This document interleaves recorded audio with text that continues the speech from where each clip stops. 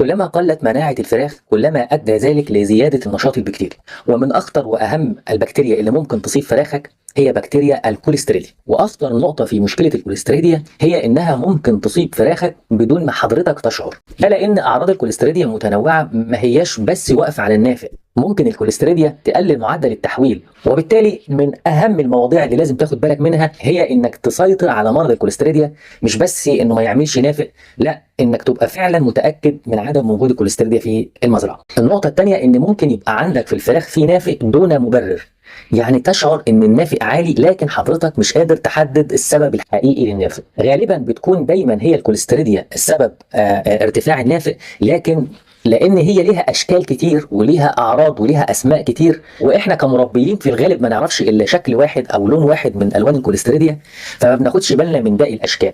هدفنا النهارده في الحلقه دي ان انا اعرض على حضرتك الصور التشريحيه الاشمل لموضوع الكوليستريديا، يعني كل اشكال الكوليستريديا، ولكن هعرض لك الامر بشكل صوره تشريحيه. اول ما حضرتك تشوف الصوره دي تبدا تشك ويتجه ذهنك الى وجود الكوليستريديا. اول حاجه زي ما حضراتكم شايفين على الشاشه، الصوره الاولى عباره عن نوع من انواع الكوليستريديا بيصيب الكبد، بيسموه كولينجيو هيباتايتس. زي ما حضراتكم شايفين على الشاشه في حوالي 4 5 صور عباره عن بقعه كده فيها من نوع من انواع التليف، يعني بيبقى دايما بتتميز باللون الابيض، ويكون باقي الكبد حواليه هيموريج او نزيف بيتميز باللون الاحمر الداكن. ممكن احيانا تاخد النيكروسيس دي او التليف ده ياخد لون اخضر زي ما احنا شايفين في الصوره رقم 6. وتلاحظ دايما ان الفات او الدهون بتاعه الجسم بتبقى مايله او فيها صبغه مايله للون الاصفر.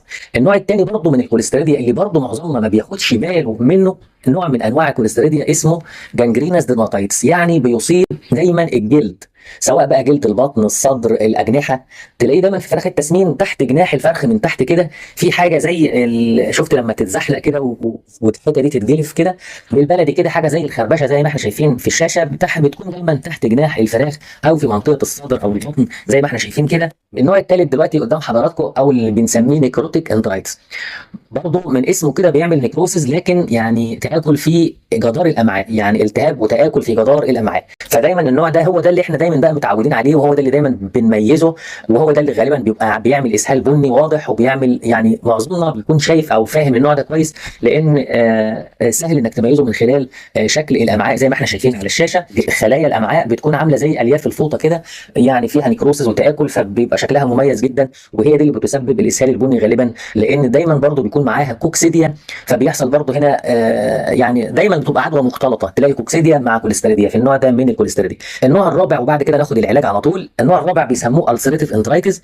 الالسريتيف انترايتس دي بتكون عباره عن ألسر او قرحه لكن في الامعاء، من اسمها كده انترايتس، يعني داخل القرحه دي بتكون داخل الامعاء. فهتلاقي الشكل ده احنا بنشوفه كتير، عباره عن دوائر كده او احتقان وقرح داخل جدار الامعاء زي ما احنا شايفين الصور التشريحيه على الشاشه.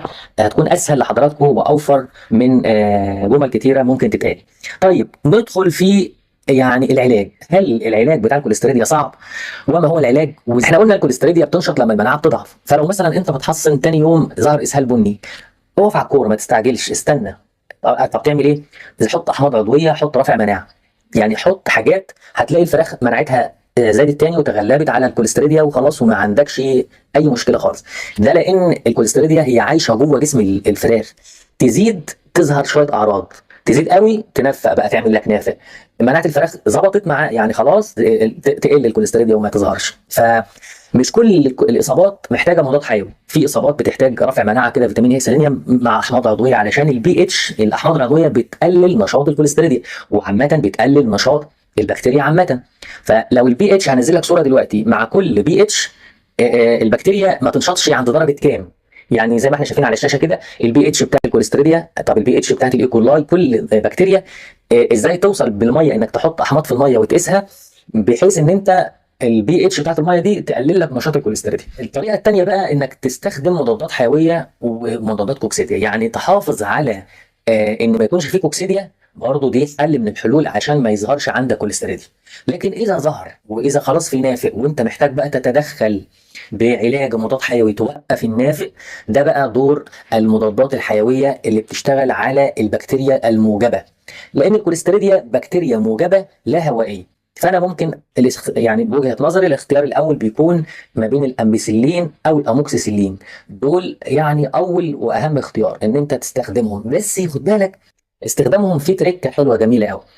ما ينفعش انت طبعا بتحط على حسب وزن الفراخ زي ما اتفقنا في حلقه قبل كده. يعني لو عندك العلبه مثلا نص كيلو بتعمل مثلا 4 طن 20% مثلا، فانت العنبر لو 4 طن هتحط علبه في اليوم.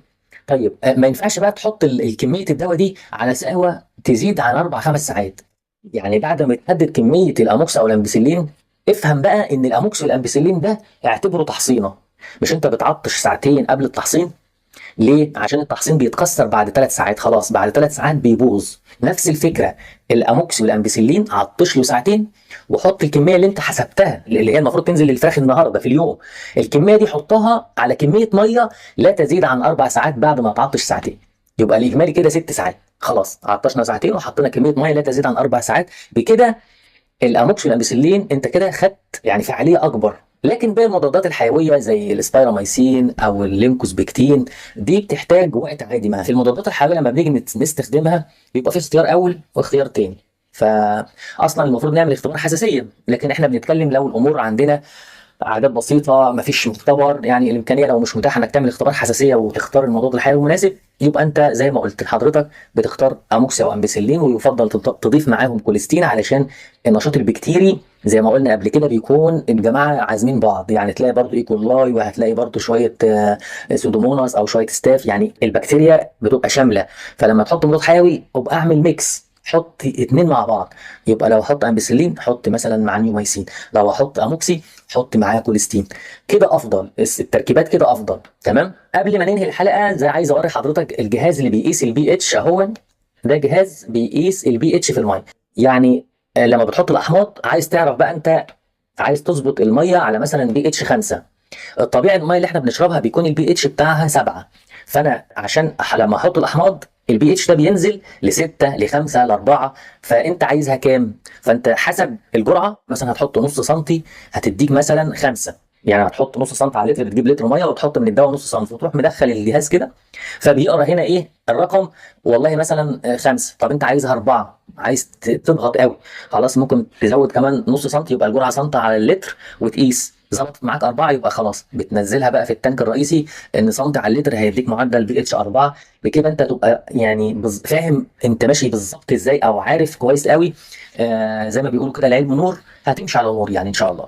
طبعا موضوع كوليسترول يطول شرحه يا جماعه، لكن احنا بنحاول نلخص الموضوع على قد ما نقدر، لان في حاجات تانية كتير وفي يعني كلام تاني كتير مش هينفع نغطيه كله مره واحده. خلونا نشوف التعليقات والاسئله، ممكن نعمل حلقه تانية نجمع فيها اسئله حضراتكم من التعليقات ونجمعها على شكل حلقه نجاوب فيها على كل الاسئله بتاعت حضراتكم. وبكده يا شباب نكون وصلنا لنهايه حلقتنا. يا رب اشوفكم دايما في خير واحسن حال. كان معكم سامح عتب، والسلام عليكم ورحمه الله وبركاته.